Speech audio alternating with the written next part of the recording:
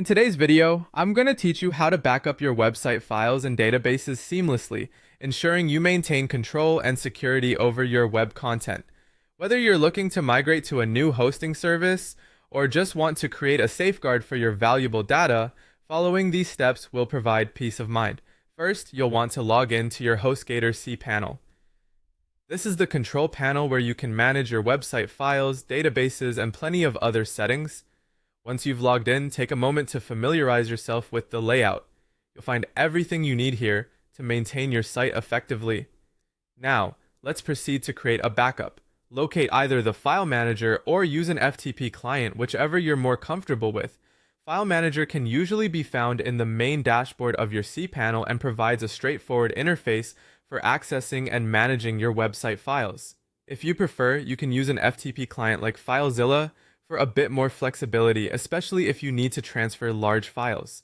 After accessing the file manager or FTP, carefully select the files and databases you want to back up. Be thorough and ensure none are overlooked, as this backup will serve as the cornerstone for restoring or migrating your site. Once selected, download them to a secure location on your local storage or an external hard drive, depending on your preference. With your files safely backed up, it's time to make room for the new host. Use File Manager or FTP again to delete the existing website files on your current HostGator account. Take care in this step. Double check that your backup is complete and safely stored before deleting anything.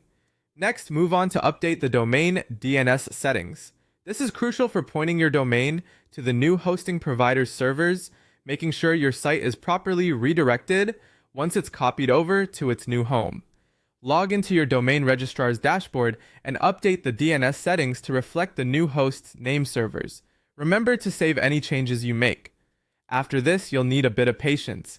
DNS changes can take up to 48 hours to propagate fully across the web. During this time, your website may still appear as hosted on the old server or might go offline temporarily. This is normal but often unsettling. So prepare yourself and communicate any expected downtime to your audience if necessary.